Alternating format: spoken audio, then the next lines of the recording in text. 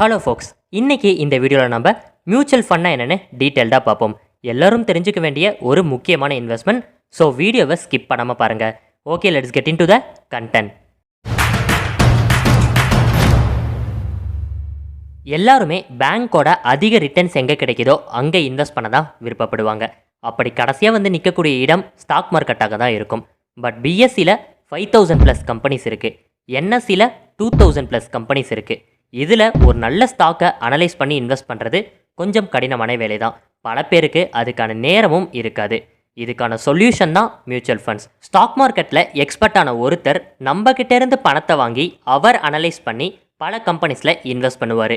இந்த எக்ஸ்பர்ட்டை தான் ஃபண்ட் மேனேஜர்னு சொல்லுவாங்க. அவர் மட்டும்தான் அனலைஸ் பண்ணுவாரானா அப்படி கிடையாது. ஒரு பெரிய டீம் இருக்கும், அந்த டீமை லீட் பண்ணக்கூடியவர் தான் ஃபண்ட் மேனேஜர். கிடைக்கக்கூடிய லாபத்திலிருந்து அவங்க ஒரு பர்சன்டேஜ் கமிஷன் எடுத்துகிட்டு ஃபண்டு வாங்கினவங்களுக்கு அந்த லாபத்தை பிரித்து கொடுத்துருவாங்க. பேசிக்காக மியூச்சுவல் ஃபண்ட்ஸுன்றது இதுதாங்க. நம்மக்கிட்டேருந்து பணத்தை கலெக்ட் பண்ணி அவங்க பல ஸ்டாக்ஸில் இன்வெஸ்ட் பண்ணுவாங்க, அதுக்கு கமிஷன் எடுத்துக்குவாங்க. மியூச்சுவல் ஃபண்ட்ஸில் முக்கியமாக பார்க்க வேண்டியது expense ratio, entry and exit load. Expense ரேஷியோன்றது மெயின்டெனன்ஸ் சார்ஜ். எந்த மியூச்சுவல் ஃபண்ட் கம்மியான எக்ஸ்பென்ஸ் ரேஷியோ ஆஃபர் பண்ணுறாங்களோ அந்த ஃபண்டுக்கு ஃபஸ்ட்டு ப்ரிஃபரன்ஸ் கொடுக்கலாம்.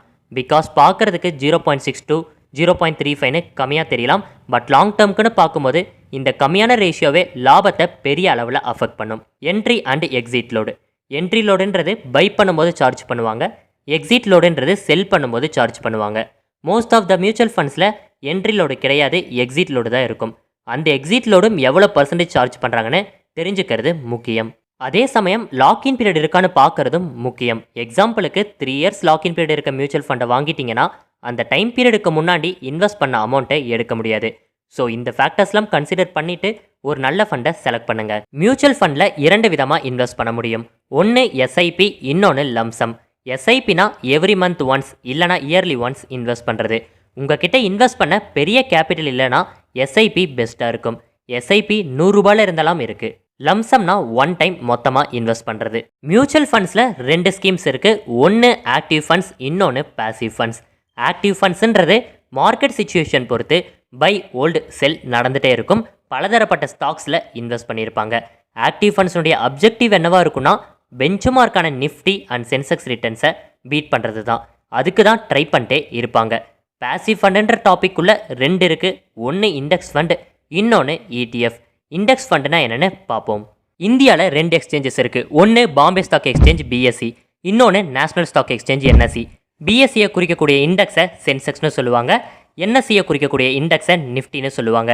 சென்செக்ஸில் டாப் 30 கம்பெனிஸ் இருக்கும், நிஃப்டியில் டாப் 50 கம்பெனிஸ் இருக்கும். இந்த இண்டெக்ஸில் டேரெக்டாக இன்வெஸ்ட் பண்ணுறது தான் இண்டெக்ஸ் ஃபண்டு. இண்டெக்ஸ் எப்படி பர்ஃபார்ம் பண்ணுதோ அதை மிரர் பண்ண மாதிரி இண்டெக்ஸ் ஃபண்டும் பர்ஃபார்ம் பண்ணும். அதாவது இன்னைக்கு சென்செக்ஸ் ஆர் நிஃப்டி லாஸ்ட்டில் இருந்தால் அதனுடைய இண்டெக்ஸ் ஃபண்டும் லாஸ்ட்டில் இருக்கும், ப்ராஃபிட்டில் இருந்தால் அதனுடைய இண்டெக்ஸ் ஃபண்டும் ப்ராஃபிட்டில் இருக்கும். இது ஒரு லாங் டேர்ம்க்கான இன்வெஸ்ட்மெண்ட். ETFனா என்னென்னு பார்ப்போம். Exchange traded fund. Index fund என்ன பண்ணுதோ அதே தான் ETFும் பண்ணும். சேம் இண்டெக்ஸில் இன்வெஸ்ட் பண்ணுறது. என்ன டிஃப்ரென்ஸ்னா ETF நார்மல் ஷேர்ஸ் மாதிரி ஒர்க் ஆகும். மார்க்கெட் டைமிங்கில் மட்டும் பை அண்ட் செல் பண்ண முடியும் மார்க்கெட் ப்ரைஸ் வச்சு. But index fund normal mutual funds மாதிரி NAVயை டிபெண்ட் பண்ணி இருக்கும். NAVன்றது நெட் அசட் வேல்யூ. மியூச்சுவல் ஃபண்டோட பர்ஃபார்மன்ஸை டினோட் பண்ணுறது தான் NAV. ETFல ஷார்ட் செல்லிங் மாதிரியான ஆப்ஷன்ஸ் இருக்கும், இண்டெக்ஸ் ஃபண்டில் அது கிடையாது. லிக்விடிட்டி இண்டெக்ஸ் ஃபண்டோட ETFல அதிகமாக இருக்கும். இண்டெக்ஸ் ஃபண்ட்லேயும் ETFலையும் பார்க்க வேண்டிய முக்கியமான ஒரு விஷயம் ட்ராக்கிங் எரர். அதாவது ரியல் இண்டெக்ஸை அது எவ்வளோ அக்யூரேட்டாக ட்ராக் பண்ணுதுன்றது. ஸோ ட்ராக்கிங் எரர் கம்மியாக இருக்கக்கூடிய ETF அண்ட் இண்டெக்ஸ் ஃபண்டில் இன்வெஸ்ட் பண்ணுறது பெஸ்ட். நிஃப்டி பீஸ்ன்றதும் ETF தான். இந்தியாவில் ஃபஸ்ட்டு வந்த ETF நிஃப்டி பீஸ் தான். ரொம்பவே பாப்புலரான ETF. காமனான classification active fund and passive fund மட்டும்தான். இன்னும் எந்த மாதிரிலாம் மியூச்சுவல் ஃபண்ட்ஸ் இருக்குன்னா செக்டார் பேசிஸில் இன்வெஸ்ட் பண்ணக்கூடிய மியூச்சுவல் ஃபண்ட்ஸ். அதாவது IT செக்டாரை மட்டும் ஃபோக்கஸ் பண்ணி ஃபுல் அண்ட் ஃபுல் IT ஸ்டாக்ஸில் இன்வெஸ்ட் பண்ணுவாங்க. பார்மா செக்டார்னா பார்மசிட்டிக்கல் ஸ்டாக்ஸில் மட்டும் இன்வெஸ்ட் பண்ணுவாங்க. இந்த மாதிரி செக்டாரை கோர் கான்செப்டாக வச்சு இன்வெஸ்ட் பண்ணுறது தான் செக்டார் மியூச்சுவல் ஃபண்ட்ஸ்.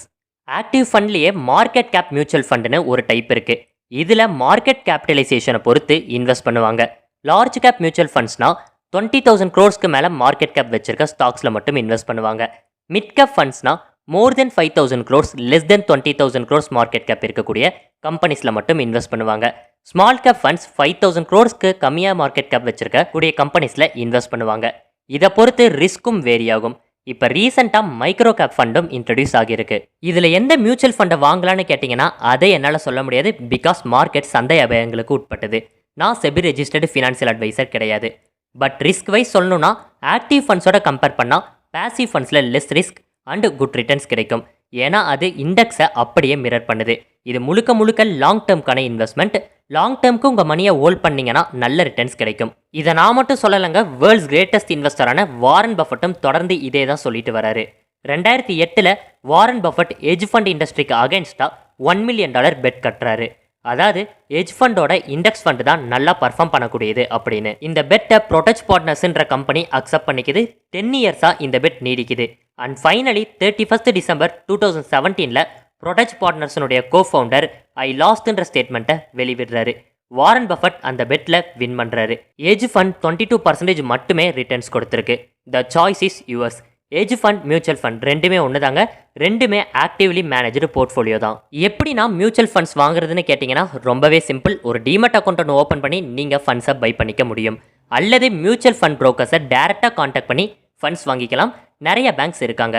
பட் இடிஎஃப்க்கு கண்டிப்பாக டிமெட் அக்கௌண்ட் வேணும். இந்த வீடியோ மூலியமாக மியூச்சுவல் ஃபண்ட்ஸ்னால் என்னென்னு புரிஞ்சிருப்பீங்க நம்புறேன். இந்த மாதிரி ஃபினான்ஸ் ரிலேட்டட் கண்டென்ட்ஸை நீங்கள் தொடர்ந்து பார்க்கணும்னு விருப்பப்பட்டீங்கன்னா நம்ம சேனலுக்கு சப்ஸ்கிரைப் பண்ணிக்கோங்க. வீடியோஸ் வந்துகிட்டே இருக்கும். தேங்க்ஸ் ஃபார் வாட்சிங். See you in next video.